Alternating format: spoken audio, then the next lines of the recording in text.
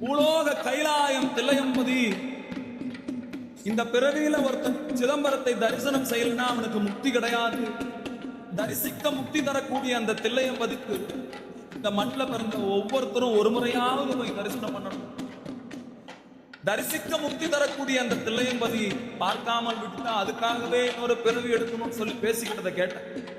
அதை பார்த்ததும் எனக்கு ஒரு எண்ணம் வந்தது, நாமும் ஒரு நாள் போய் சிதம்பரத்தை தரிசனம் பண்ணணும். நாமும் ஒரு நாள் இந்த பிறவியில போய் சிதம்பரத்தை தரிசனம் பண்ணி இந்த ஆன்மாவை கடைத்திருந்துக்கிற வழியை பார்க்கணும்னு சொல்லி எல்லாருக்கிட்டையும் போய் சொன்னேன், நான் சிதம்பரம் போறேன், நான் சிதம்பரம் போறேன்.